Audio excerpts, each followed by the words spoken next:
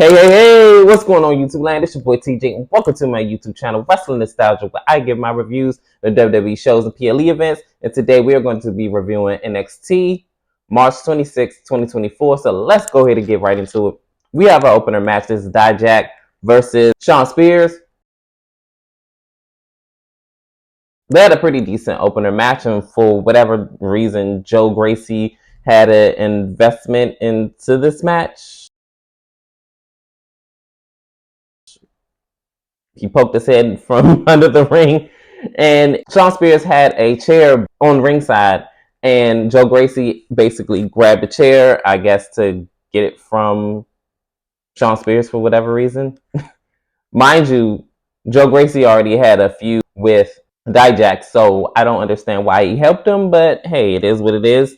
So Shawn Spears ends up, towards the end of the match, trying to get the chair, but the chair isn't there. He winds up diving out from the top rope. They had a little back and forth here and there. Dijak wind up hitting his Feast Your Eyes, his finisher move. 1, 2, 3, he wins the match. So your winner of the match is Dijak. This is when Joe Gracie pops up and he is holding the chair. So I'm guessing this is going to be the next rivalry for these two.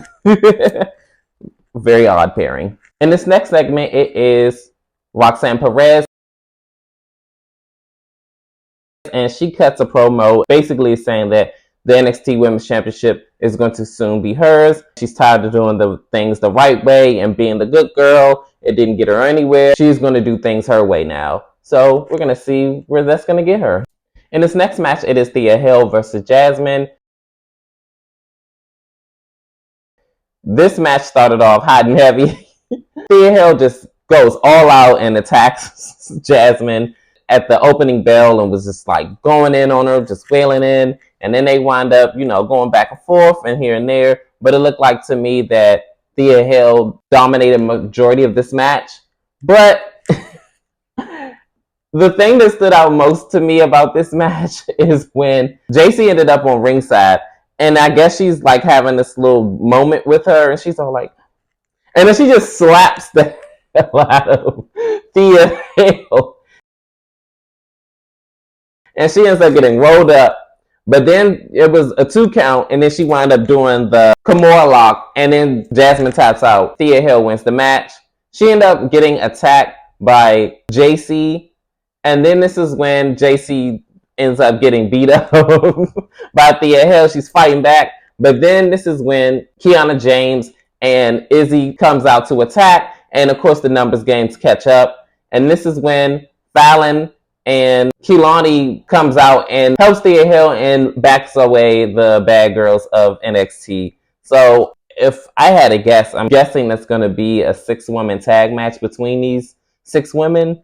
I don't know if it's going to be at the next NXT or at NXT Stand and Deliver, but hey, that remains to be seen. I love this Trick Williams and Carmelo Hayes rivalry video package that they did, showing like the beginning to where they're at now. And at NXT Stand and Deliver, mark my words, they're going to have probably the match of the night, bar none. Like, out of all of the matches that I've seen on the card, this one, it takes the cake. Chef's kiss. Lola Vice throws out an open challenge, so we're about to see who is her opponent going to be. She comes out into the ring and said nobody can handle this Latina heat. So this is when Natalya comes out and she accepts the open challenge. They had a pretty decent back and forth match. And Natalya ends up rolling up after about maybe 10 minutes, Lola Vice. And 1, 2, 3, she gets the pinfall victory. They had a pretty decent match. They was trading wrestling hoes and submission hoes. So they actually did their thing to me, but I definitely did not think that Natalya was going to win this match, to be honest. I thought she was just going to put her over, but she surprised me. So the interviewer catches up with Shawn Spears. Basically, Shawn is livid, and he says that Joe Gracie was not on his radar, but if he wants to play, so this is when he gets cut off by Joe Gracie, and he says, hey, Shawn Spears, I meant to give you this back after the match. And he throws down the chair from on top of the Performance Center. I don't know what to say about that. That man is cat coon crazy for real, and he gives me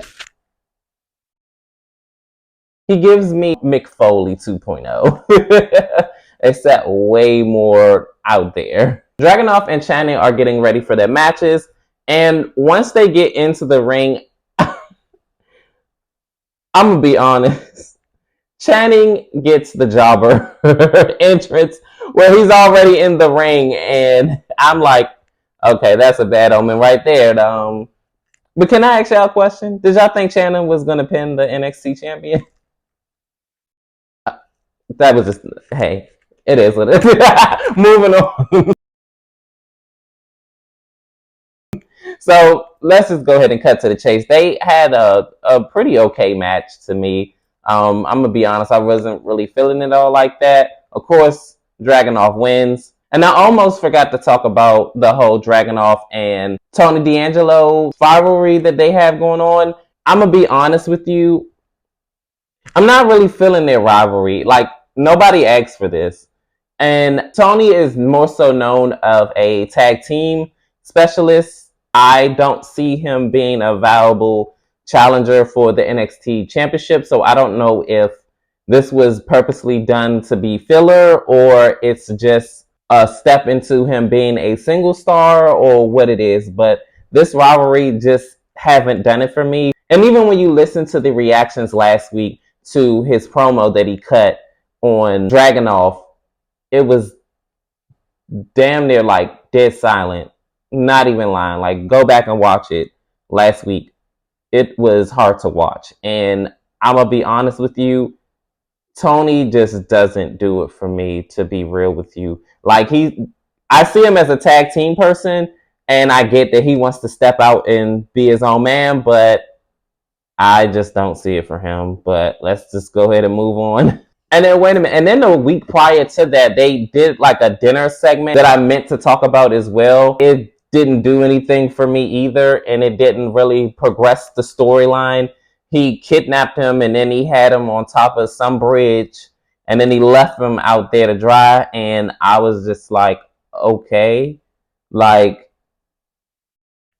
again, I don't see the progression of this storyline as far as like where it's going, or like, I guess this is to get heat or something. I don't know. It's just, this storyline isn't doing it for me, just period. So let's just go ahead and move on.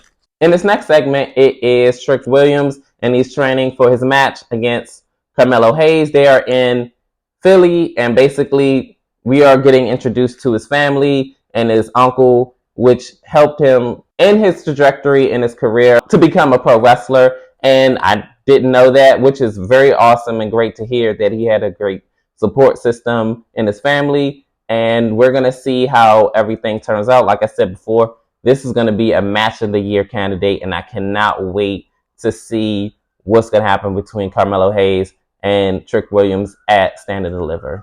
In this next segment, I'm going to just go ahead and cut to the chase. Ridge Hollis comes out, and he announced his, I guess, retirement, and he's stepping away from in-ring competition. I don't know if this is a fix. I don't know if this is an angle, because they're playing on him being unsafe. So now he has to do what's best for him, and he doesn't want to hurt anybody or hurt himself. So he's stepping away from in-ring competition. So we're going to see what's going to happen. In this next segment, it is Lyra Valkyria, and she cuts a promo. And she says there's a right and wrong way to do things in this path of, becoming a pro wrestler. She worked her way up and she became the women's champion. And then, far as Roxanne goes, she chose the easy way out. And for the record, she says that she did lose her NXT Women's Championship at Stand and Deliver last year when she had a rematch, and she lost in the ladder match to determine the vacated Women's Championship. But she says at Stand and Deliver, I'm going to do what it takes to keep you the hell away from my title. All right, we're going to see what's going to happen between these two. I'm going to be honest with you. When they had their initial match, I was not sold on this. Roxanne becoming heel have added a very interesting layer in between these two rivalry. And I'm actually looking forward to see what's going to happen with these two ladies at Stand and Deliver. In this next match, it is Josh Briggs versus Duke. They had a pretty okay match, to be real with you. I wasn't really like feeling it like that. And Dijak was also on commentary watching his match. And, you know, these two are in a feud right now with Oba. And the story and the development with this match was Dijak was keeping an eye out on Josh Briggs. And Josh Briggs was like distracted with Dijak. And he kept looking over to yeah, you see that? Yeah. Dude, pay attention to the match. Like, and I think that's why I wasn't really feeling it like that. And I understand that, you know, it was the whole alpha male thing, big ego, and all that. But I'm just like, okay, can you hurry up and get to this match, bro? Like, come on. So he wins the match with the clothesline, and it looks like the clothesline from hell that JBL, John Bradshaw Layfield had used to use, you know, back in his day. I'm like, let me find out that, you know, you getting trained by JBL.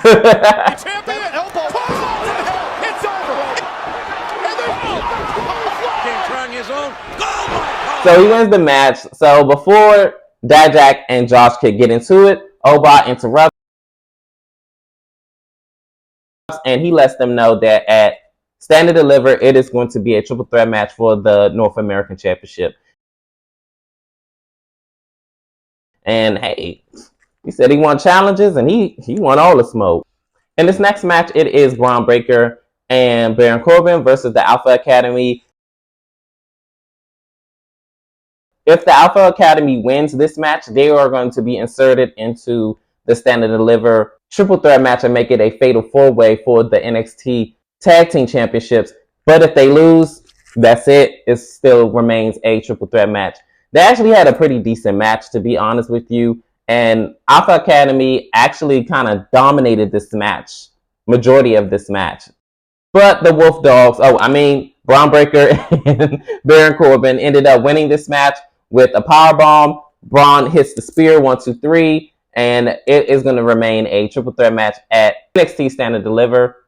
So all the tag teams that are going to be at Stand and Deliver actually came out and attacked everybody. Everybody was fighting in the ring, and this is where, you know, NXT cuts off at. So I'm going to be honest.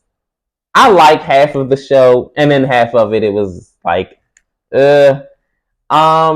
I enjoyed majority of the show, but like I said, it was, I don't know, I just felt like it was like a lot of filler, and it wasn't enough substance. So hopefully by next week, we get a lot more substance or a lot more entertainment, being as though it's going to be the go-home show for NXT. And I cannot wait to see Stand and Deliver. And like I said, I'm going to have a busy weekend. I had to review NXT Stand and Deliver, WrestleMania Night 1 and 2. Oh my goodness, it's going to be a lot of editing. Oh my goodness, my weekend is going to be very busy. I'll probably be asleep all afternoon and then wake up for WrestleMania Night 2 and then have to do my notes and then, you know, do my video probably that Monday. And then remember Raw comes on and then NXT. So it's I'm going to have my work cut out for me. But anyways, comment down below. Let me know, how did you feel about NXT last night? And like, share, and subscribe. Help me grow my channel. And I appreciate all the love. Thanks, TJ. I'm out.